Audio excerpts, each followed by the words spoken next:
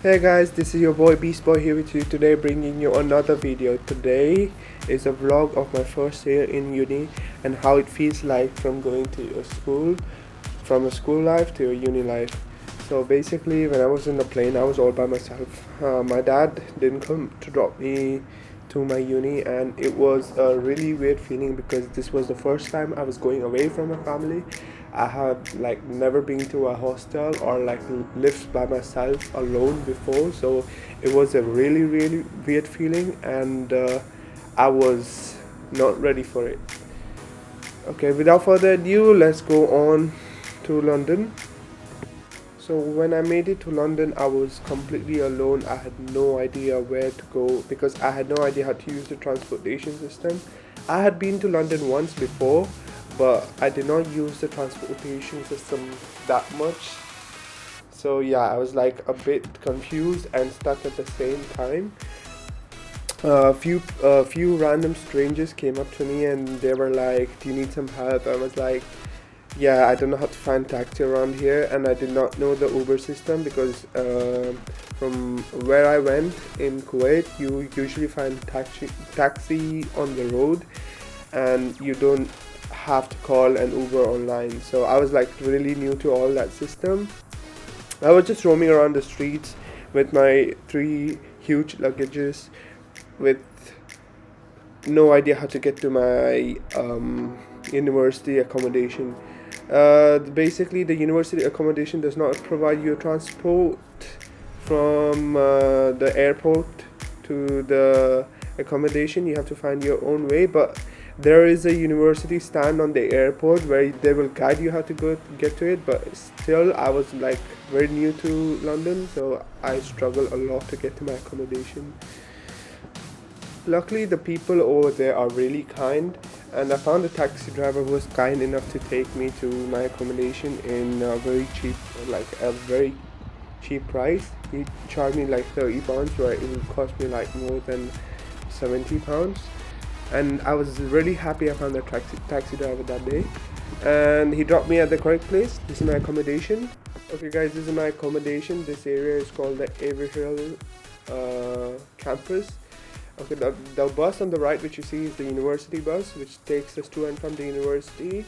It starts at 8:10 in the morning and shuts down at 12 in the night, which is very convenient. There are about 4 to 5 buses, and which 4 to 5 buses which keeps coming and going from the university after every half an hour. So after every half an hour, there will be a bus to take you from the uni and take you back to the accommodation. My accommodation area was about 45 minutes away from the uni, so the bus was very necessary, and the bus was free for all the students. If you had your student ID, you could just travel from the university to the accommodation for free.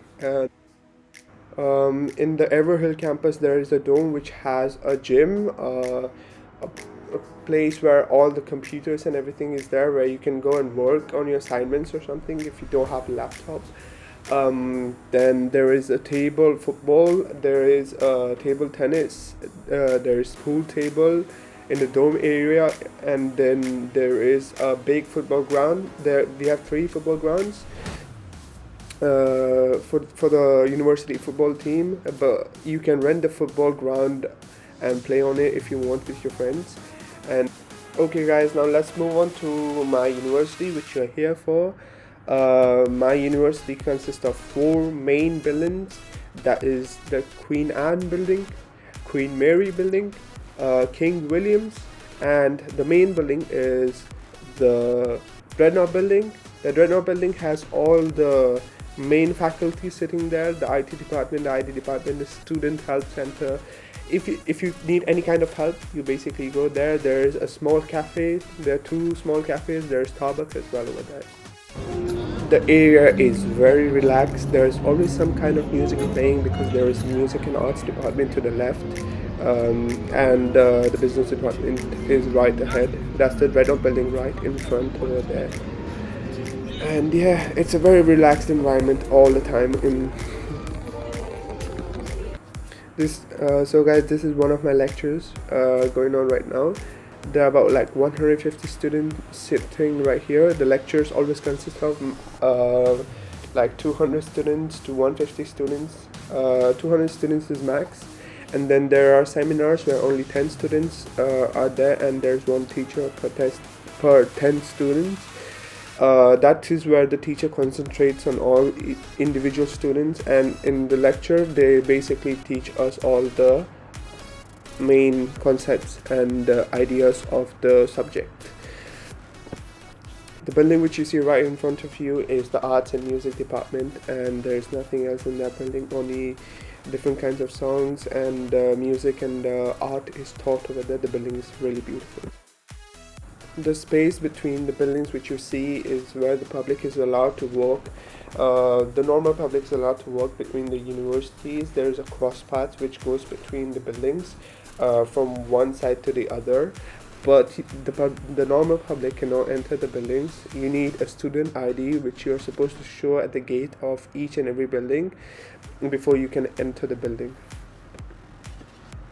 Now these buildings were established in the 1819s, and you can see the River Thames is right beside it.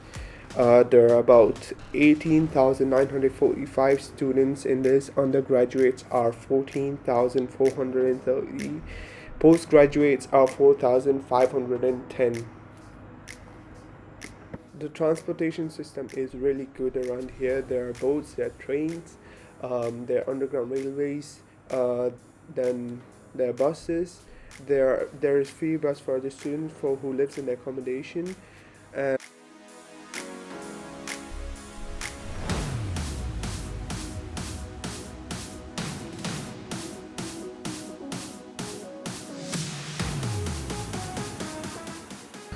And the London Bridge is about 1 hour away from it. There are lots of tourist attractions over here, and yeah, you can enjoy your time when you're in London after your studies. You can go to central London and enjoy your time there. The nightlife, which I'm going to show you in a bit, is amazing over here. Here's the nightlife. The nightlife in London is pretty amazing because this is one of the most biggest tourist attraction around the world. The central London is really beautiful during the night. There is the London Bridge lit up. It looks amazing. If you see the Greenwich area and the central London area, it is one of the most safest area you can be in around London.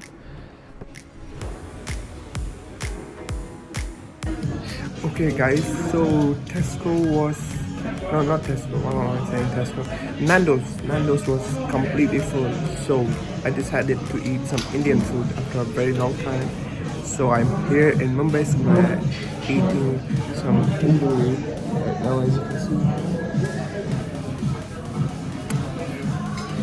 see. It looks really tasty. I hope it's tasty, and see you in a bit.